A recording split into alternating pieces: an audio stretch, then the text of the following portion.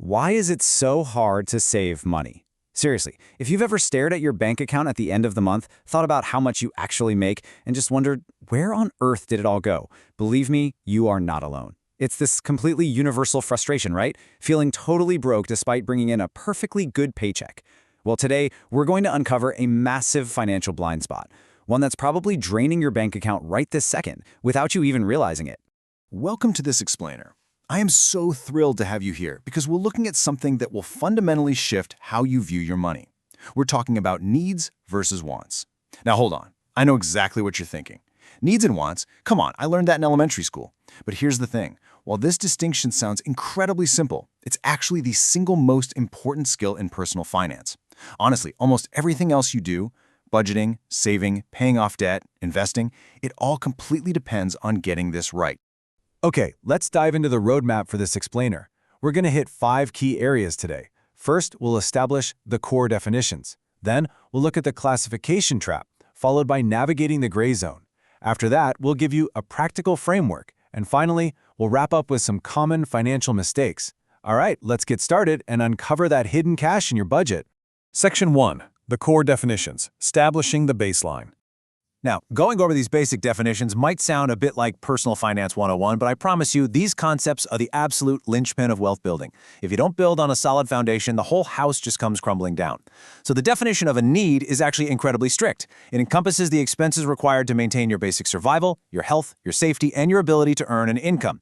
The litmus test here is severe. Basically, if you cut a true need out of your budget, your life or your livelihood is genuinely at risk. We're talking about the absolute bare minimum required to keep you safe, healthy, and employable. Contrast that with our next definition. A want covers the expenses that improve your quality of life, your comfort, or your enjoyment. The big takeaway here, you'd survive perfectly fine without them. Don't get me wrong, they're nice to have, and they definitely make life fun and comfortable. But if they vanish tomorrow, your survival and your ability to work would remain completely intact. Moving right along to Section 2, the classification trap, misclassifying our spending. This brings us to the core conflict. You see, the trap most of us fall into isn't misunderstanding those definitions we just went over, it's misclassifying our own spending. Because let's face it, wants are sneaky. They completely disguise themselves as needs through ingrained habits, intense social pressure, and, well, simple convenience. Let's look at how this builds across some classic categories. Take housing, for example. Adequate shelter? Absolutely a need. But a bigger house in a premium, trendy neighborhood? That is a want. For food, basic nutrition and groceries are needs, but dining out, ordering from delivery apps, or always grabbing those premium brands, definitely wants. Think about transport. You absolutely need a reliable commute, whether that's a bus pass or a basic car to get to work. But a luxury car or leasing a brand new ride every 2 years, classic wants. The exact same goes for clothing. Weather-appropriate basics are a need, while designer labels are wants. You get the idea. We're constantly blurring these lines. So, the crucial point here is this. Popular budgeting frameworks, like the famous 50-30-20 rule, become completely useless if you can't correctly sort your own expenses. That rule tells you to spend 50% of your income on needs, 30% on wants, and 20% on savings or debt. But think about it. If your 50% needs bucket is actually stuffed full of disguised wants, the whole system just breaks down. That is exactly why so many people feel like they simply can't save. Plus, when an emergency hits and your income drops, knowing exactly what sits in your true needs bucket is your literal triage list for survival. Which brings us to Section 3, navigating the gray zone, where your cash actually hides. We're moving past the basics now and getting into where all of your discretionary cash is actually hiding out. The reality is, our expenses aren't always a simple A or B. They aren't purely a need or purely a want. Instead, they live in the gray zone. A gray zone expense is a core need that has a want-driven upgrade baked right into it. As our income rises over time, these hybrid expenses quietly relabel themselves as pure needs. Honestly, this is the very definition of lifestyle inflation. And this brilliantly illustrates exactly what the gray zone looks like in everyday life. For instance, having a phone is a fundamental need for modern life and work, right? But the absolute latest iPhone Pro Max? That is a want layered right on top. Buying groceries to feed yourself is a need, but filling your cart with $9 artisanal bread and $12 cold-pressed smoothies is the want layer. Transportation is a need. Choosing a $60,000 SUV instead of a perfectly reliable $18,000 sedan is a massive, massive want layer. To combat this, we need an expert technique, one we're actually borrowing straight from the tech world. You need to stop asking yourself a simple yes or no question like, is this a need or a want? Instead, you've got to ask yourself, what's the minimum viable version of this need, and how much extra am I paying for the want on top of it? Now, if you actually sit down and do that math, the results will absolutely shock you.